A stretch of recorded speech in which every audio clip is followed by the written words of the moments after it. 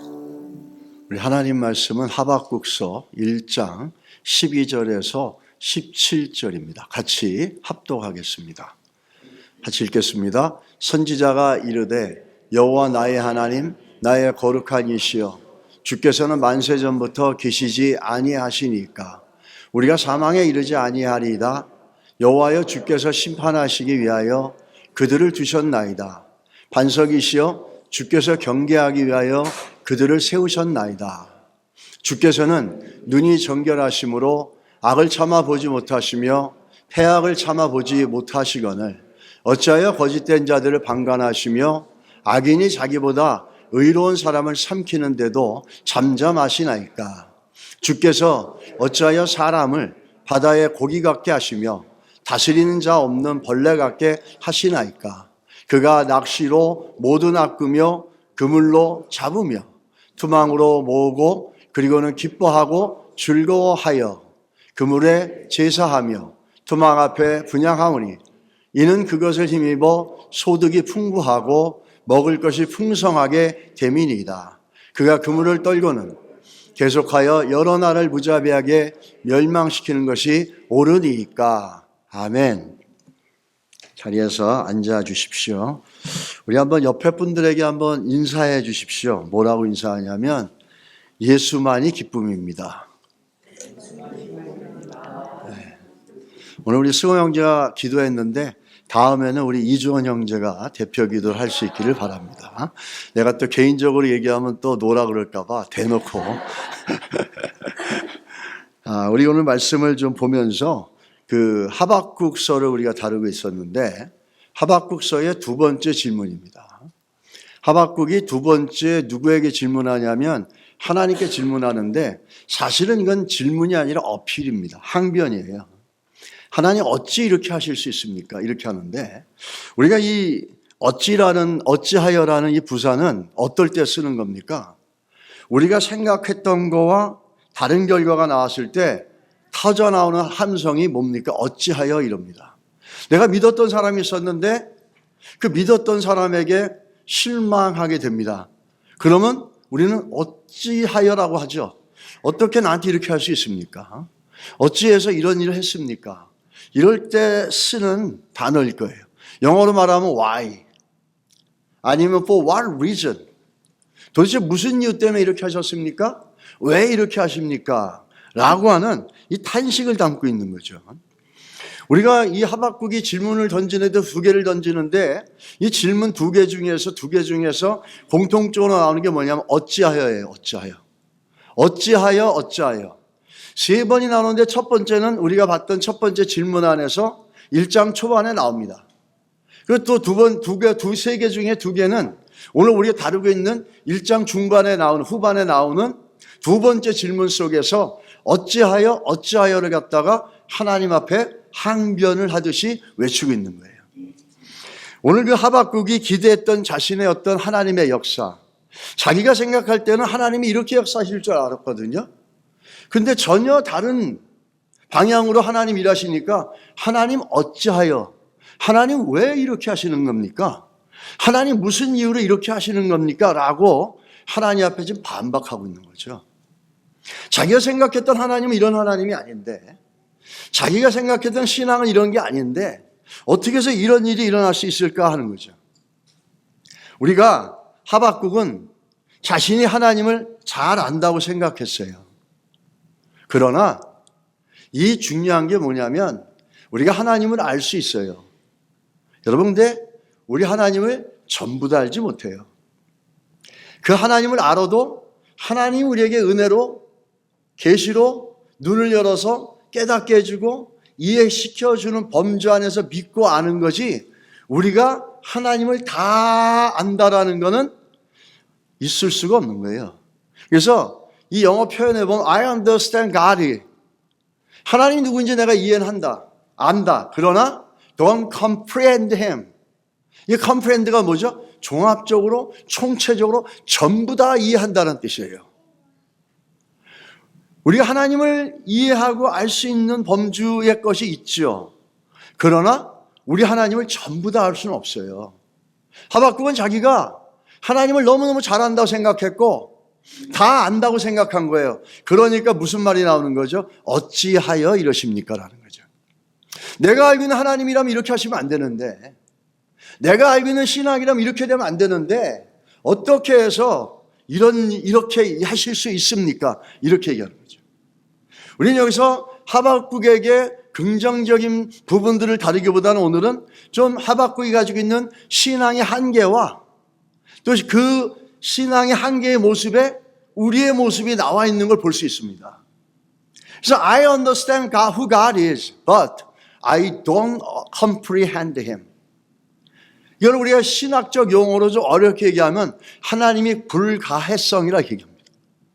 The incomprehensibility of God. 하나님을 전부 다 알 수 없다라는 거예요. 만약에 여러분과 저 가운데 난 하나님을 전부 다 알아. 근데 그런 사람들 다 어디 있는지 아세요? 정신병원에 있습니다. 우리 하나님을 다 안다고 생각했던 이 하박국이 결국에는 자기가 알고 있는 건 정말 조족지혈이었죠. 조금 알고 있는 거였어요. 그런데 감히 다 안다고 생각하니까 자기가 뭐라 합니까? 하나님 어떻게 이렇게 할 수 있어요? 하나님이 거룩한 하나님이시면 어떻게 이렇게 할 수 있습니까? 이렇게 나오는 거죠. 이런 태도들 여러분 많이 익숙하지 않으세요? 저는 많이 익숙합니다. 그러니까 이제 좀 나이가 들어가면서 조금 정신을 차려서 안 그러는데 예전에는 그랬어요. 내가 생각했던 어떤 하나님에 대한 이해와 하나님이 나에게 해주실 거라는 나의 기대감이 있는데 너무 다르게 인생이 돌아가니까 어떻게 이러실 수 있습니까? 이렇게 반박하고 항변했던 적이 한두 번이 아니었어요. 심지어 성경을 보게 되면 우리가 잘 아는 욥도 그렇고 다윗도 그렇고 바울도 그렇고 하나님에 대해서는 다 알 수 없다라는 거예요. We do understand who God is or what He does, but we can't comprehend Him. 이거를 여러 가지 얘기하죠. 욥기서 보십시오. 욥기 26장 14절에 보라 이런 것들은 그의 행사의 단편일 뿐이요 우리가 그에게서 들은 것도 속삭이는 소리일 뿐이니 그의 능력의 우레소리를 누가 능히 헤아리랴 이렇게 얘기합니다. Who then can understand the thunder of His power? 그분이 하시는 일이라는 거예요. 그분의 하시는 일의 위엄과 권세를 능력을 누가 다 이해할 수 있겠냐 이렇게 얘기하는 거예요. 욥도. 그리고 또 한번 시편에 뭐라 그럽니까? 시편 기자는 여호와는 위대하시니 크게 찬양할 것이라 그의 위대함을 측량하지 못하리로다. 하나님의 위대하심과 전능하심을 여러분의 짧은 머리와 우리의 지식으로 이해한다 그러면 그거는 하나님이 아니에요. 인간의 존재에게 이해당하고 인간의 존재의 지식과 지혜의 범주를 뛰어넘지 못하는 그 범주 안에서 예측되는 하나님이라면 그건 하나님이 아닌 거예요. 우리는 우리가 이해할 수 있는 하나님을 찾죠. 여러분이 이해할 수 있는 하나님은 없어요. 성경이 말하는 하나님은 우리의 이해를 뛰어넘는 하나님이에요. 그래서 우리에게 뭘 요구하십니까? 순종을 요구하시는 거예요. 아이들을 키우다 보면 어릴 때 아이들 보면은 아이들을 다 이해시킬 수 없고 그 아이들이 엄마 아버지가 얘기하는 걸 다 이해 못해요. 근데 필요할 때 필요한 것들만 얘기를 시킵니다. 그러면 걔네들은 그것만 알고 따라와요. 그러다가 조금씩 부모의 마음을 이해하게 되는 거죠. 로마서 11장 33절에서 34절 보십시오. 바울이 얘기하는 거예요. 깊도다 하나님의 지혜와 지식의 풍성함이요 그의 판단은 헤아리지 못할 것이며 그의 길은 찾지 못할 것이로다. 누가 주의 마음을 아느냐? 누가 그의 모사가 되었느냐? 누가 하나님의 지혜를 다 이해할 수 있고 하나님이 하시는 일을 다 알 수 있고 그분의 생각을 알 수 있겠고 누가 하나님의 카운셀러가 되겠느냐? 하나님의 지혜를 하나님 하시는 것을 알 수 없다라고 얘기하는 거죠. 우리는 한 가지 기억할 것은 하박국이 저질렀던 하박국의 약한 부분이 뭐냐면 그는 하나님을 잘 안다고 생각했어요. 그렇지만 자기 삶 가운데 일어나는 걸 보면서 내가 알고 있는 하나님은 이게 아닌데 왜 이렇게 하십니까? 만약에 여러분과 제 가운데 그런 게 있다면 그 갭을 믿음으로 빨리 좁히시기 원합니다. 그 갭이 좁혀지는 믿음의 결과물은 뭔지 아세요? 순종이라는 거죠. 하박국의 신앙의 한계점들을 우리가 좀 볼 수 있는 겁니다. 우리 한 가지 예를 좀 보면은 한 그 여자 청년이 있었어요. 하나님이 자신을 인도 선교사로 부르셨다고 믿고 이 자매님이 열심히 신학을 공부하고 선교사가 되려고 언어도 공부하고 문화도 공부하고 잘 준비되었습니다. 그래서 파송을 받으려고 하는데 갑자기 하나밖에 없는 언니가 갑자기 죽는 거예요. 근데 언니에게는 4명의 자녀가 있었던 거예요. 그런데 자기 언니가 죽자마자 곧 남편 형부도 그 뒤를 이어서 죽게 되어진 겁니다. 그래서 어쩔 수 없이 자기는 4명의 자녀들을 맡아야 되는 어머니의 역할을 하게 된 거예요. 그래서 이 자매님이 선교본부에 편지를 씁니다. 목사님, 저는 인도 선교사가 되기를 원했지만 하나님의 뜻이 다른 데 있는 것 같습니다. 가지 못하게 돼서 죄송합니다. 이렇게 편지를 쓰고 선교사의 꿈을 포기하고 아이들을 믿음으로 정성껏 잘 키우게 됩니다. 그리고 25년 후에 이 4명의 아이 중에서 3명이 인도 선교사로 헌신을 합니다. 그러면서 이 자매님이 다시 선교본부에 편지를 씁니다. 목사님, 하나님께서는 저의 기도를 25년 만에 3배로 이루어 주셨습니다. 이제 저희 3자녀를 인도로 파송시켜 주세요. 이렇게 얘기한 거죠.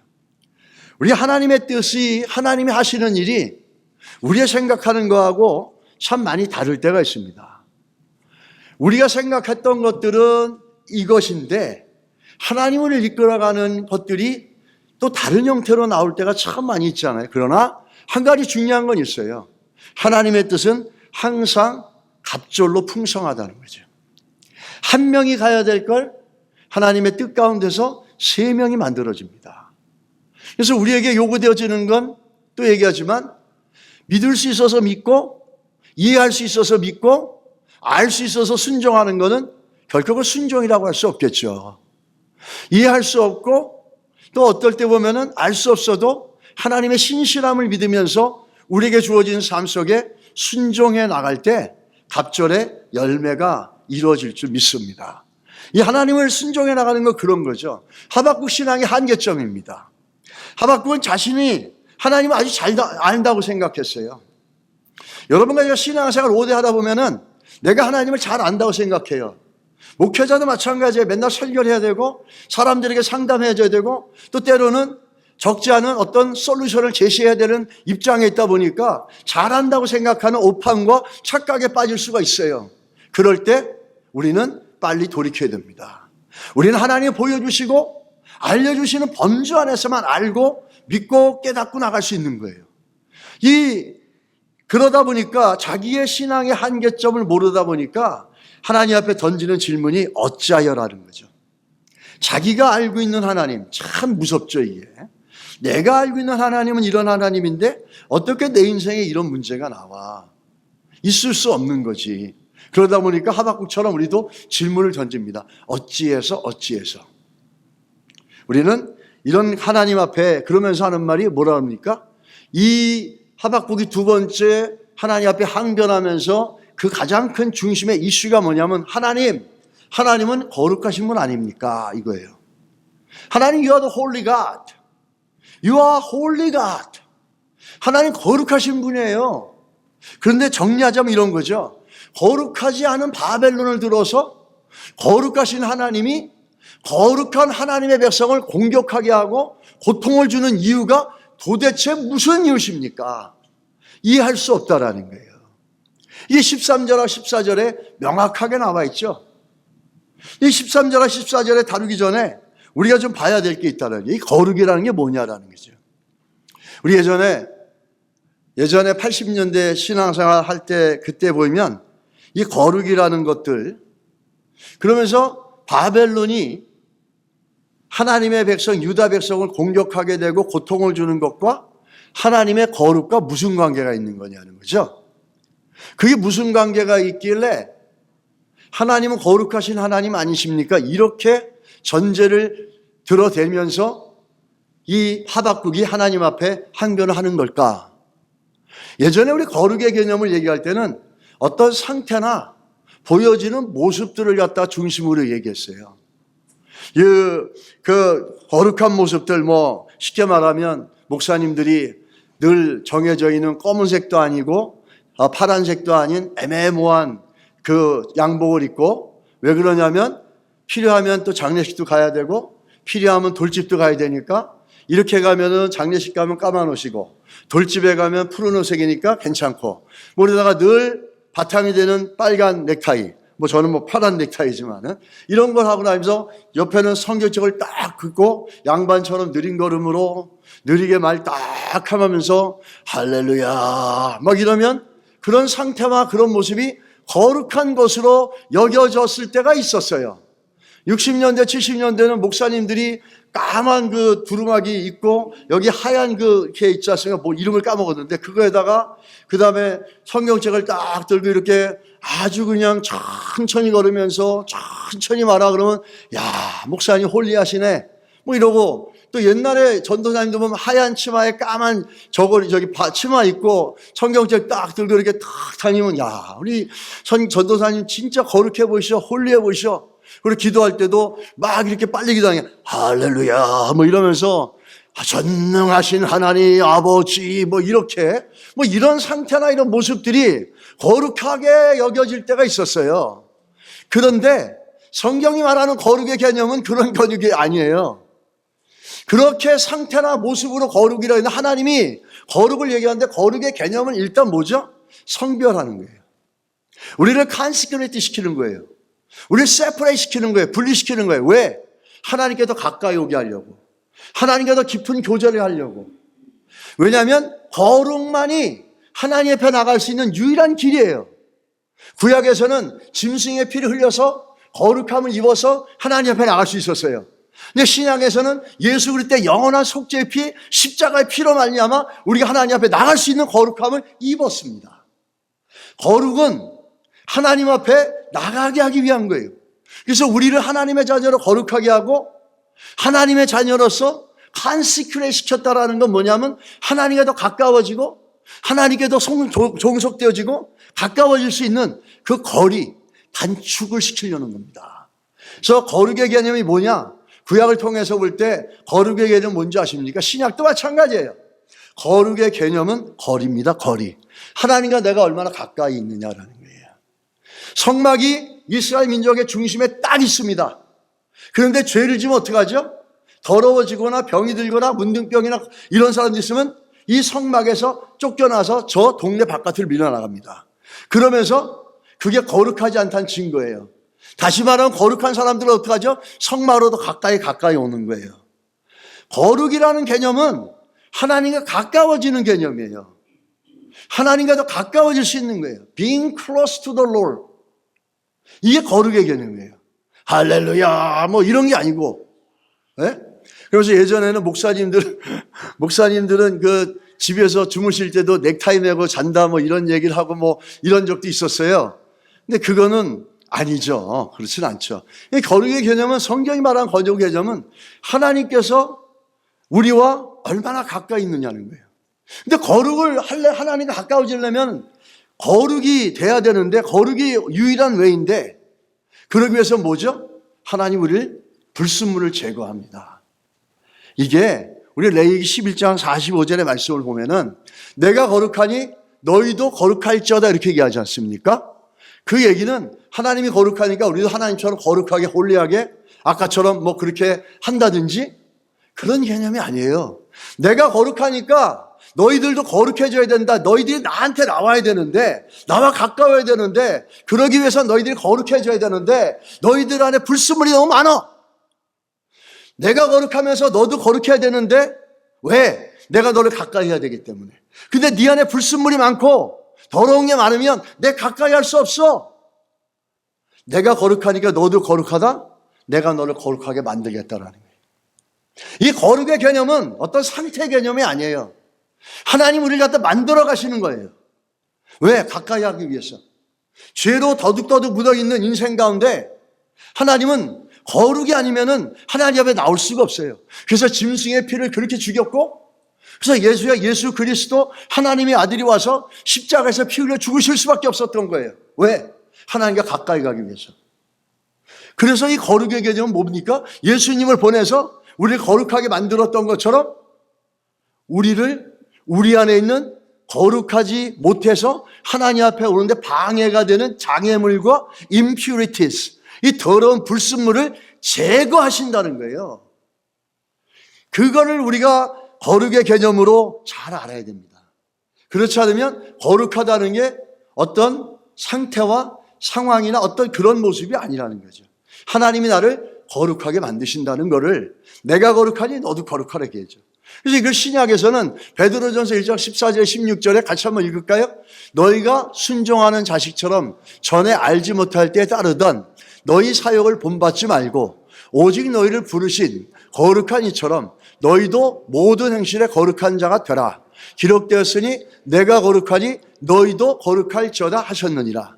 구약의 레위 개념을 베드로는 그지가 데리고 와서 너희가 옛날에 살던 그 모습대로 살지 말고 하나님 앞에 하나님이 거룩하니까 너희도 거룩하게 되어져서 하나님과 관계가 가까워지고 밀접되어지고 하나님께 더 종속되어지고 하나님께 더 속해질 수 있다면 너희 행실들을 바꾸라는 거예요.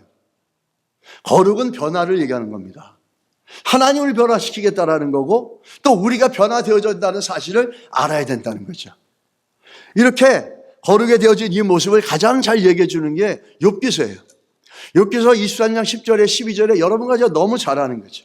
찬양도 많이 했고 그러나 내가 가는 길을 그가 아시나니 그가 나를 단련하시면은 내가 숨군같이 나오고 내 발이 그의 걸음을 바로 따랐으며 내가 그의 길을 지켜 치우치지 아니하였고 내가 그의 입술의 명령을 어기지 아니하고 정한 음식보다 그의 입의 말씀을 귀히 여겼도다. 뭐라 그럽니까? 하나님이 쉽게 말하는 정금같이 거룩은 정결, 순결하다는 거거든요. 하나님이 우리 갖다 용광로에 집어넣어가지고 훈련하고 단련해서 어떻게 하죠? 우리를 불순물이 없는 순금, 정결한 순금의 상태로 만들어낸다는 거예요. 그거를 욥기서가 잘 보여주는 거죠, 여러분. 여러분, 우리가 살아가면서 정말 하나님께서 우리를 거룩하게 만드는 과정들이 있을 거예요. 물론 하박국도 알았어요. 그래서 12절에 보면 우리가 하나님을 알아야 합니다. 제가 이렇게 썼는데 12절에 보면 두셨나니 세우셨나니 누가 고백합니까? 하박국이 얘기하는 거예요. 하박국 맞습니다. 하나님, we will not die because we are your chosen people. 하나님의 백성이기 때문에 우리 죽지 않습니다. 이렇게 얘기를 했어요. 그러면서 뭐라 그러죠? 하나님께서 우리를 심판하기 위해서 두셨나이다. 하나님 우리를 경계하기 위해서 세우셨나이다. 누구를? 바벨론이라고 하는 험악한 인생들을. 우리를 심판하려고. 그 얘기를 들어보니까 하박국이 잘 아는 것 같아요. 우리가 거룩하지 못하니까 저 바벨론 같은 존재를 통해서 우리를 갖다 풀무 속에 집어넣고 용광로에 집어넣어서 우리 안에 더러운 불순물과 죄악을 뽑아내시려는 하나보다 제대로 믿는 것 같죠? 자, 이렇게 알고 있었어요. 그런데 참 재밌는 것은 우리가 알아야 될 건 뭐냐면 우리 이렇게 알고 있는 하박국의 선지자의 고백을 볼 때 한 가지 기억해야 되겠습니다. 하나님이 우리에게 원하시는 것, 하나님이 우리에게 관심을 갖는 것은 여러분과 저의 인생에서 보호받고 안전한 삶을 사는 게 아니에요. 하나님의 관심은 뭐냐면 우리의 믿음이 드러나는 겁니다. 하나님, 그 앞에 거 주시면 돼요. 그 장 주시면. 예. 우리의 믿음이 드러나는 거예요. 바벨론을 세운 이유를 너무나 잘 알았어요. 그런데 문제가 좀 생기죠, 이제.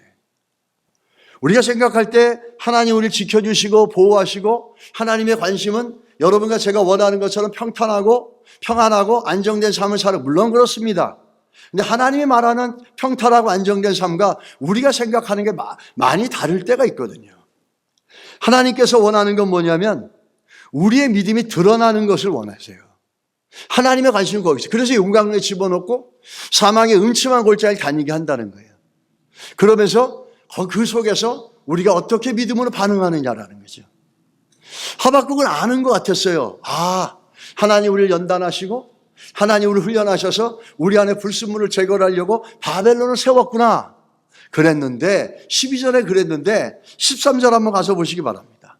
13절에 뭐라고 그러죠? 어찌하여 12절하고 13절에 하박국은 똑같은 하나님 하박국인데 그 신앙의 모순이 나와요. 12절에 하나님이 우리 죽지 않아요? 잠시 하나님 우리 훈련하실 거예요? 하나님 우리 연단하실 거예요? 그러기 위해서 바벨론을 세우셨군요. 그래 놓고선 13절에 뭐라 그러죠? 어찌해서 저 악한 자들을 들어서 의로운 사람을 공격하게 하고 저 사람들을 들어서 의로운 하나님의 백성을 고통스럽게 만들고 어렵게 만드십니까? 이렇게 얘기하는 거예요. 아니 아까 12절에서는 하나님께서 바벨론을 세워서 우리를 갖다 연단하십니다. 이렇게 얘기해 놓고 13절에 가서는 어찌 이럴 수 있습니까? 이렇게 얘기하는 거잖아요. 여러분 여기서 우리 굉장히 중요한 걸 봐요. 하박국이 쉽게 말하면 머리로는 이해했어요. 성경에서 하나님의 백성들에게 하나님이 어떻게 하시는지 머리로는 이해했어요. 근데 삶을 돌아보니까 삶 속에서 그 문제가 드러나니까 너무 불편해. 너무 힘들어. 그걸 받아들이지 못하는 거예요. 그냥 우리도 그래요. 아, 하나님 믿습니다. 하나님 이러시죠. 성경이 이렇게 기록되어 있으니까 하나님 저 믿습니다. 그러다가 삶 속에 들어가서 그 문제 때문에 조금 힘들어지고 조금 어려워지면 어떻게 해서 이렇게 하십니까? 왜 이렇게 하십니까? 어찌하여 이런 일을 하시는 겁니까? 이런 신앙의 모순이 나온다는 거예요. 여러분 어떠세요? 여러분 그런 생각 없어요? 하나님은 좋으신 하나님이니까 우리 인생을 이끌어 주실 거야. 그런데 삶 속에 생각지 않은 문제가 뻥 터지니까 끝까지 하나님의 신실하심을 믿고 나가는 게 아니라 하나님 나한테 왜 이러십니까? 내가 이렇게 됐는데, 내가 저렇게 됐는데 왜 이렇게 힘들게 하십니까? 어찌하여 이런 일을 나에게 주시는 겁니까? 이 하박국이 갖고 있는 12절하고 13절, 14절에 이게 차이점이라는 거예요. 맞지가 않는 거죠. 정말 믿었다면 하박국은 이런 고백 대신에 뭐가 있어야 될까요? 하박국은 이거 대신에 참되온 그 회개가 있어야 되는 거예요. 하나님, 이런 문제를 통해서 우리를 다루시는 거냐 라고 하는 그 회개라는 것들이 있어야 되는데 이 회개가 없는 거예요. 정말 하나님이 하시는 일을 알았다면, 이유로 알았다면 하박국은 회개가 나왔을 거예요. 자기 민족의 죄와 자기들이 직면한 이 상황 속에 있는 것들을 보면서 죄가 나왔어요. 죄에 대한 고백들이 나왔어야 되는 거라는 거죠. 우리가 그걸 이사야서 59장 1절에서 2절을 보시면 이렇게 얘기하죠. 여호와의 손이 짧아 구원하지 못하심도 아니요 귀가 둔하여 듣지 못하심도 아니라 오직 너희 죄악이 너희와 너희 하나님 사이를 갈라놓았고 너희 죄가 그의 얼굴을 가리어서 너희에게서 듣지 않으시게 함이니라. 하나님이 힘이 없어서 바벨론을 못 막은 게 아니에요. 자기들의 죄 때문에 바벨론이라고는 흉측한 존재들이 그들의 삶을 들어와서 짓밟고 있지 않습니까? 그 원인은 뭐냐면 그들 안에 있는 하나님의 백성으로서 하나님 보시기에 합당하지 못하게 산 삶에 대한 그것에 대한 회개가 있어야 되는데 죄의 문제가 해결되어질 때 모든 문제의 해결의 시작인 걸 여러분 믿으시길 바랍니다. 우리는 죄의 문제가 보이지 않기 때문에 그거 아무것도 아닌 것 같지만 아무것도 아닌 거면 왜 하나님께서 자기 아들 독생자를 이 땅에 보내셔서 십자가에 피 흘려 죽게 하셔서 그 죄의 문제를 해결하려고 그러셨겠어요? 이 죄가 모든 인간들이 살아가는데 근본적인 원인이 됩니다. 미움, 분노, 이거 죄잖아요. 이 낙심, 절망도 이거 또도 죄예요. 미움과 원망과 그런 분노와 이런 것들이 끝내는 더 커지면 어떡하죠? 눈에 드러나면 그게 이제 살인이 되고 그게 사람을 해를 끼치고 이런 문제로 계속 확장되어집니다. 이 하박국이 정말 12절에 그것을 알았다면 믿었다면 13절에 어찌하여 이런 모순된 신앙을 보이는 게 아니라 하나님 우리의 죄를 용서해 주십시오라고 회개가 있었어야 한다는 사실입니다. 여러분 어떠세요? 문제 앞에서 문제가 생기면 왜 이런 일을 주시는 겁니까? 두 가지 부류가 있어요. 하나님이 이렇게 하셨던 이유를 압니다. 그래서 제가 하나님을 날 돌아보면서 회개합니다. 어떤 사람은 아니 하나님 내가 성경에 이렇게 하라는 걸 알고는 아는데 막상 겪어보니까 너무 힘드네요. 너무 짜증나네요. 너무 불편하네요. 어찌하여 나한테 이렇게 하십니까? 이런 부류가 있다는 거예요. 우리는 어떤 부류에 속할지 여러분이 하박국을 통해서 살펴보시기 바랍니다. 이 죄의 문제를 해결하지 않으면 우리의 인생이 자유롭지 않아요. 리차드 웨플러라는 분이 쓰신 옛날 책인데 아침이 밝을 것인가 라고 하는 이 책에 보면은 재밌는 이야기가 나옵니다. 할아버지 농장에 남매가 방문하는 가정에서 일어난 일이에요. 거기에 보면은 잔이라고 하는 남동생이 나오는데 이 남동생이 조그만 남동생이 세척을 하나 만들어가지고 조그만 돌로 나무를 막 쏟아 보니까 명중률이 높아지는 거예요. 그러니까 자신이 생겨가지고 딱 보니까 오리가 한 마리가 지나가는 거예요. 근데 거기 할머니가 아주 아끼는 오리예요. 그래서 내가 저걸 맞출 수 있을까 해가지고 돌을 해가지고 딱 맞춰 쐈는데 정말 불행하게도 잘 맞았어요. 그러고 오리는 그 자리에서 죽었어요. 너무 놀래가지고 이걸 어떻게 할까 하다가 장작더미서에 그 오리를 숨겨놓습니다. 그런데 그 사건을 그 자기 누나인 그 누나라고 하는 셸리가 전부 다 보고 있었던 거예요. 그래가지고 이 잔이라는 친구는 죄책감에 붙잡혀서 막 이러고 있는데 조금 있다가 할머니가 그러십니다. 얘들아, 야, 그 셸리야, 너 청소 좀 저기 좀 가서 해라. 그랬더니 할머니, 오늘은요 잔이가 한대요. 이렇게 얘기하는 거예요. 그래서 잔이한테 가서 딱 잔이, 오리. 그러니까 잔이가 가서 청소를 막 합니다. 그러니까 할아버지가 얘들아 낚시 가자 그러는데 할머니가 그럽니다. 야, 셸리는 가지 마라. 할머니 일 좀 도와줘라. 그러니까 셸리 언니 누나가 하는 말이 아니요 할머니 잔이가 도와준대요. 그래서 저는 할아버지 따라 낚시 갔다 올게요. 그러면서 잔이한테 가서 잔이, 오리. 딱 그러니까 잔이는 말도 못하고 다 합니다. 너무 힘든 거예요. 누나 일도 해야지, 자기 일도 해야지, 또 마음에 죄책감에 막 있고 막 할머니 보면 어쩔지 모르고 하다가 너무 힘들어가지고 할머니한테 나중에 안 되겠다. 솔직하게 고백해야 되겠다. 할머니, 제가 사실은 오리를 죽였어요. 그랬더니 잔이야, 내가 창문에서 다 보고 있었어. 근데 네가 나한테 빨리 와서 말을 안 하나 해가지고 그게 궁금했어. 왜 누나한테 그렇게 어려움을 겪었니? 그렇게 되면서 잔이는 너무 자유로워진 거예요. 여러분, 이게 죄라는 겁니다. 이 죄라는 문제가 오직 예수 그리스도 보혈밖에 해결할 수 없어요. 아주 주홍같이 붉은 죄라도 예수 그리스도 앞에 솔직하게 고백해 나가면 우리는 거기서 자유함을 얻는다는 거예요. 그렇지 않은 건 죄의 죄책감으로 맨날 질질 끌려다니는 거죠. 여러분, 성도가 왜 성도냐라는 거죠. 이 성도됨이 다른 것이 있어요. 이 성도라고 하는 것은 굉장히 중요한 게 있죠. 어떤 걸로 성도인 걸 알 수 있냐. 여러분과 저도 잘못할 수 있어요. 성도도. 죄 지을 수도 있어요. 하나의 재문 예로 두 사람이 길을 갑니다. 한 사람은 크리스찬이고 한 사람은 크리스찬이 아니에요. 근데 길을 가다가 크리스찬인 그 사람이 돌부리에 걸려가지고 그만 넘어졌어요. 넘어지니까 너무 아프니까 그리스도인이 원망불평합니다. 왜 돌부리가 여기 있어가지고 나를 이렇게 힘들게 아프게 하고 막 이렇게 한 거예요. 근데 잠시 후에 회개합니다. 하나님, 내가 하나님 자녀로서 이 작은 거에 원망불평한 걸 용서해 주십시오. 그런데 옆에 있던 그 믿지 않는 비크리스찬이 믿지 않는 사람이 얘기합니다. 이 사람아, 뭐 그런 것까지 갖고 이렇게 회개를 해. 그 인생 그렇게 너무나 힘들잖아. 이렇게 얘기하는 거죠. 여러분, 우리가 쉬운 예지만은 예수를 믿는다라는 걸 어떻게 할 수 있어요? 여러분과 저 잘못할 수 있어요. 똑같이 죄 질 수 있어요. 근데 우리는 회개할 수 있는 죄의 의식이 있다는 거예요. 이 죄를 얘기하니까 사람들은 죄책감인 줄 아는데 죄책감이 아니에요. It's not a guilty feeling. 이게 sense of sin이에요. 죄에 대한 의식이지 죄에 대한 죄책감을 얘기하는 거 아니에요. 죄책감은 아까 잔이처럼 오리를 죽이고 나서 그 누나한테 질 끌려다니는 것처럼 그런 게 죄책감의 모습이에요.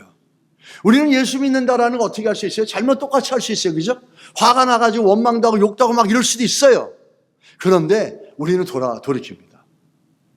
회개합니다. 이건 아니지 않나? 이 의식이 있다라는 거예요. sense of sin이 있다라는 거예요.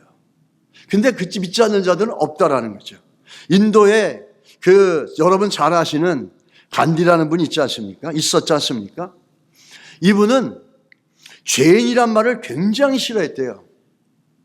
간디는 신약성경의 산상수훈을 굉장히 좋아했고 그 예수라는 분을 갖다 존중을 했어요, 되게. 그래서 산상수훈이 그 사상에 굉장한 영향을 미쳤거든요. 그런데 선교사님들이 와서 우리가 죄인입니다. 이렇게 얘기를 하면은 간디는 이렇게 얘기했답니다. 우리는 인도인은 결코 사악하지 않다. 우리는 오랜 역사와 고상한 성품을 지닌 민족이다. 우리는 외래객들이 우리를 죄인이라고 말하는 걸 결코 용서할 수 없다.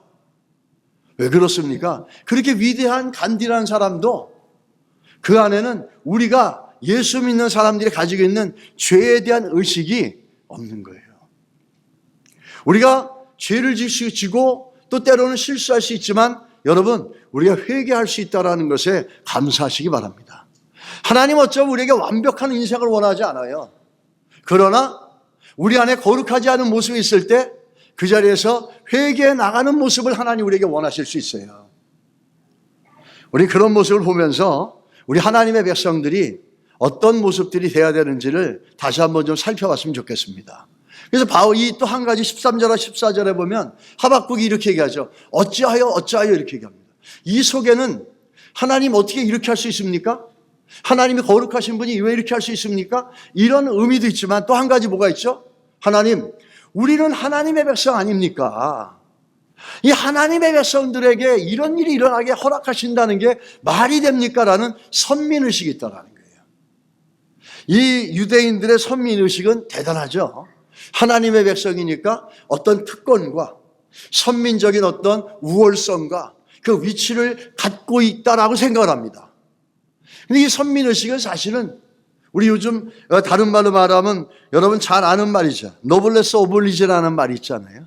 사회적으로 지위가 높은 사람들 그만큼 도덕적인 윤리적인 책임이 있다는 거예요. 사회를 향해서. 근데 선민의식이라는 건 하나님 앞에서 무슨 특권을 얻은 게 아니라 어떻게 보면 우리에게 책임이 더 있다는 거예요. 그거 우리 한번 레위기서를 한번 살펴보시면 레위기 18장에서 24절에 25절에 보면 약속의 땅으로 들어가라 그럽니다. 근데 그 땅은 약속의 땅인데 지금 이방인들이 있어요. 그들이 죄를 다 지었기 때문에 그 땅이 그들을 토해냈다 그럽니다. 근데 너희들은 그 땅으로 들어가라 이렇게 얘기합니다. 왜? 하나님의 백성이니까 선민이라고는 특권의식이 있으니까 그 땅에 들어가서 그들을 밀어내라는 그런 의미인가? 아니죠. 26절에 가서 보면은 이렇게 얘기합니다. 들어가서 나의 율례와 법도를 지켜라 이렇게 얘기하는 거예요. 너희들이 만약에 그거에 들어가서 그 이방 사람들처럼 똑같이 살면 너희들도 그 땅이 토해낼 것이다. 근데 너희들은 그곳에 가서 그 이방 민족들 안에서 뭐가 될 거냐면 하나님의 자녀답게 말씀을 따라 살아가는 모델이 되라는 거예요. 그것이 선민의식의 특징이라는 거예요. 선민의식은 어떤 위치나 어떤 특권을 갖고 있는 게 아니라 우리에게 하나님의 말씀대로 살아가는 모델의 삶을 살아가는 역할을 우리에게 요구하시고 있다는 거예요. 그래서 그만큼 또 선민의식을 갖고 있는 것에 대해 책임도 큽니다. 그거를 로마서 2장 9절에서 10절에 바울이 얘기하죠. 선민들은 하나님의 선택한 사람들은 심판도 먼저 받고 하나님이 복을 주시면 복도 먼저 받는다는 거예요. 로마서 2장 9절에 악을 행하는 각 사람의 영에는 환난과 공고가 있으니 먼저는 유대인에게요. 그건 뭐죠? 선택된 자라는 거죠. 그리고 헬라인에게라. 10절 선을 행하는 각 사람의 영광과 존귀와 평강이 있으니 먼저는 유대인에게요. 복을 준다면 유대인이 또 먼저 받는다는 거예요. 그리고 헬라인이라는 거예요. 여러분 우리에게 하나님께서 하나님의 자녀로 불러주신 것은 그 하박국 얘기하는 것처럼 왜 우리를 이렇게 다루십니까? 왜 우리를 이렇게 곤란하게 만드십니까? 우리는 그런 인생이 아니지 않습니까? We deserve better. 우리는 더 나은 대접을 받아야 됩니다. 이런 특권의식이 아니라 하나님 말씀대로 살아가는 빛과 소금으로서의 그 모델로서의 역할을 우리에게 요구하시는 것을 기억해야 될 줄 믿습니다. 혹시라도 우리 가운데 하나님 앞에 어찌하여라고 하는 그런 믿음의 어떤 소리들이 있다면 이 시간에 우리가 신뢰하는 하나님 더 큰 은혜와 더 큰 계획들을 기억하시고 신실하신 하나님 앞에 맡기시기를 주의 이름으로 축복합니다. 기도하겠습니다. 하나님 아버지 감사합니다. 주님의 은혜와 사랑 감사할 일이고 하나님 특별히 하박국처럼 우리 가운데 어찌하여라고 하는 그런 외침들이 있다면 하나님 감사를 맡기게 하시고 우리를 돌아보며 우리를 살펴볼 수 있는 믿음의 겸손함으로 변화되게 하여 주시기를 원합니다. 오늘도 살아서 역사하셔서 우리 가운데 함께 하시는 우리 주님을 찬양합니다. 우리 교회와 성도들의 삶 하나하나마다 그 장중의 품 안에서 안아주셔서 주께는 영광이요 우리에게는 복이 되게 하여 주시옵소서. 예수님의 이름으로 기도드렸습니다. 아멘.